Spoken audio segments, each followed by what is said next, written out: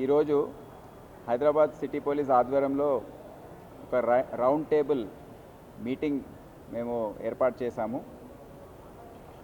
గత వారం రోజులుగా మనం జరుపుకున్న పండుగల సందర్భంగా గణేష్ పండుగ ఒకటి, ఇంకోటి మిలాద్ పండుగ ఒకటి. ఆ పండుగ సందర్భంగా మరియు ఆ నిమజ్జన కార్యక్రమాల సందర్భంగా ఊరేగింపులు తీసిన సందర్భంగా ఏదైతే శబ్ద కాలుష్యం గురించి ప్రజల నుండి వచ్చిన కంప్లైంట్స్ 500% పెరిగాయని మేము గమనించాము. ప్రతి కాలనీ నుండి, ప్రతి ప్రాంతం నుండి డయల్ 100కి విపరీతమైన కాల్స్ రావడం, రాత్రంతా ఈ మ్యూజిక్ అంతా నడుస్తూ ఉంది, మాకు నిద్రలు లేవు, పిల్లలు బాధపడుతున్నారు, ఎగ్జామ్స్ ఉన్నాయి చదువుకోలేకపోతున్నారు, ఇది నియంత్రించండి అని చెప్పడము. దాని తర్వాత మా పెట్రోల్ కార్స్ వెళ్ళి, ఆఫీసర్స్ వెళ్ళి అక్కడ రిక్వెస్ట్ చేయడము. కొంతమంది వింటున్నారు, కొంతమంది మండప నిర్వాహకులు మాట వినట్లేదు.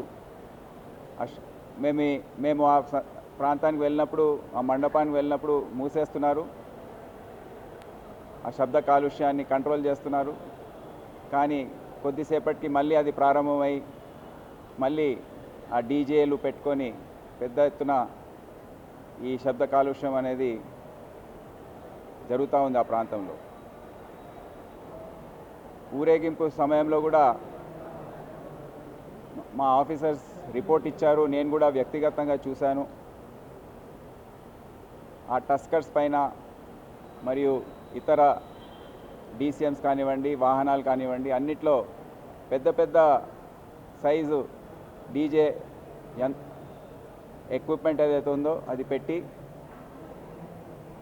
దాదాపు 15-20 గంటల పాటు కూడా నృత్యాలు చేసుకుంటూ ఊరేగింపు కార్యక్రమం నిర్వహించారు చాలామంది. మేము ఆ ప్రాంతంలో నడుస్తున్నప్పుడు శబ్ద కాలుష్యమే కాదు, ఇతర అనుభవాలు మా ముందుకు వచ్చాయి. అంటే మొత్తం శరీరం అంతా వణుకుతూ ఉంది, హార్ట్, గుండె ఏదైతే ఉందో అది కదులుతూ ఉంది. ఇక చెవుల గురించి చెప్పే అవసరమే లేదు, అవి ఎప్పుడు పగులుతాయనే ఆ భయం కూడా ఏర్పడింది. మళ్ళీ ఎందుకు ఈ గత 2 సంవత్సరాలుగా కూడా చూస్తున్నాము, డీజే పెట్టి ఈ శబ్ద కాలుష్యం అనేది చాలా పెద్ద ఎత్తున వైలేషన్స్ జరుగుతున్నాయి. కానీ ఈసారి ఏదైతే శృతి మించి జరిగిందో అది అందరు కూడా చూశారు.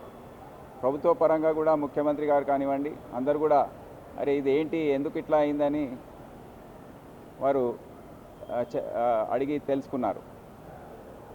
ఈ సందర్భంగా గణేష్దే కాదు, మళ్ళీ 2 రోజుల తర్వాత వచ్చిన మిలాద్ జులూస్లో కూడా ఆశ్చర్యం కలిగించే విధంగా అక్కడ ఉన్న యువకులు డీజేలు పెట్టి నృత్యాలు చేయడము, ఒక పబ్లో ఏ విధంగా అయితే డాన్స్ చేస్తారో గంటల పాటు, ఎన్నో గంటల పాటు వాళ్ళు నృత్యాలు చేయడం, అది ముస్లిం మత పెద్దలకు కూడా ఆశ్చర్యం కలిగించింది. అందరు కూడా ఒక షాక్ లాగా ఫీల్ అయ్యారు దీని గురించి.